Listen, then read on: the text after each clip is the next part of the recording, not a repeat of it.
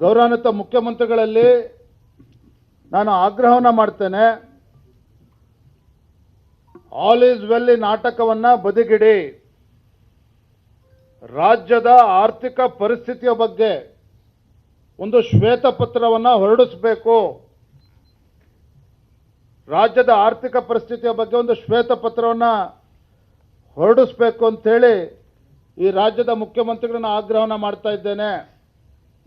ನಿಮ್ಮ ಗ್ಯಾರಂಟಿಗಳ ಬಗ್ಗೆ ನಮ್ಮ ವಿರೋಧ ಇಲ್ಲ. It's your duty. ಚುನಾವಣೆ ಸಂದರ್ಭದಲ್ಲಿ ನೀವು ಭರವಸೆ ಕೊಟ್ಟಂತೆ ಗ್ಯಾರಂಟಿಗಳು ಅನುಷ್ಠಾನ ಆಗಲೇಬೇಕು. ಆದರೆ ನೀವೇನು ಮಾಡ್ತಾ ಇದ್ದೀರಿ? ಪ್ರತಿ ತಿಂಗಳು ಗ್ಯಾರಂಟಿಗಳನ್ನು ಕೊಡ್ತೇವೆ, ಯುವ ನಿಧಿ ಪ್ರತಿ ತಿಂಗಳು ಅಕೌಂಟಿಗೆ ಹಾಕ್ತೇವೆ, ಹೊಸ ಅದಕ್ಕೆ ಕಂಡೀಷನ್ಸನ್ನು ಹಾಕಿದರೆ ಅದು ಒಂದು ಭಾಗ ಆಯಿತು.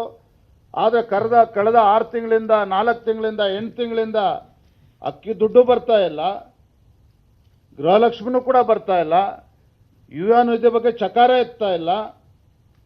ಇದರ ನಡುವೆ 16ನೇ ಬಜೆಟನ್ನು ಮಂಡನೆ ಮಾಡೋದಕ್ಕೇನು ಹೊರಟಿದ್ದೀರಿ? ಆರ್ಥಿಕ ಪರಿಸ್ಥಿತಿಯ ಬಗ್ಗೆ ರಾಜ್ಯದ ಜನರ ಗಮನಕ್ಕೆ ತರಬೇಕು ಅಂತೇಳಿ ಅವತ್ತು ಆಗ್ರಹವನ್ನು ಮಾಡ್ತಾ ಇದ್ದೇವೆ. ಮತ್ತೊಂದು ತಾವು ಗಮನಿಸಬೇಕು, ಲೋಕಸಭಾ ಚುನಾವಣೆ ಬರ್ತದೆ.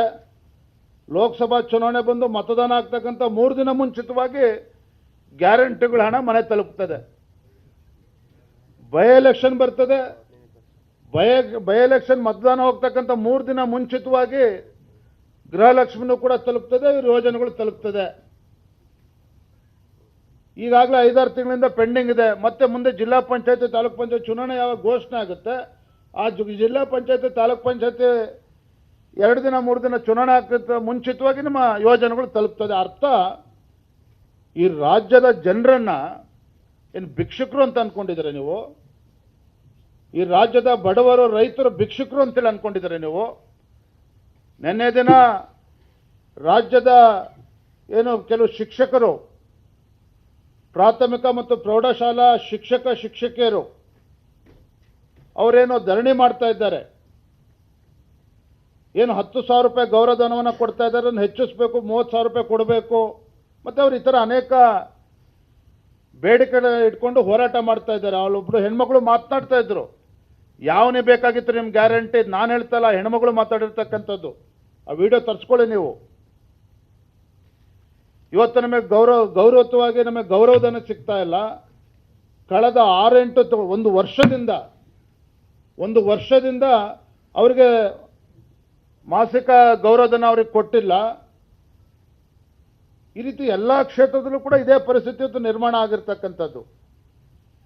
ಹಾಗಾಗಿ ಈ ರಾಜ್ಯದ ಮುಖ್ಯಮಂತ್ರಿಗಳನ್ನು ಆಗ್ರಹವನ್ನು ಮಾಡ್ತೇನೆ, ರಾಜ್ಯದ ನಿಜ ಪರಿಸ್ಥಿತಿಯನ್ನು, ಹಣಕಾಸಿನ ಪರಿಸ್ಥಿತಿಯನ್ನು ರಾಜ್ಯದ ಜನರ ಗಮನಕ್ಕೆ ತರಬೇಕು, ಶ್ವೇತಪತ್ರನ ಹೊರಡಿಸಬೇಕು ಅನ್ನೋದನ್ನು ಈ ಸಂದರ್ಭದಲ್ಲಿ ಆಗ್ರಹವನ್ನು ಮಾಡ್ತಾ ಇದ್ದೇನೆ.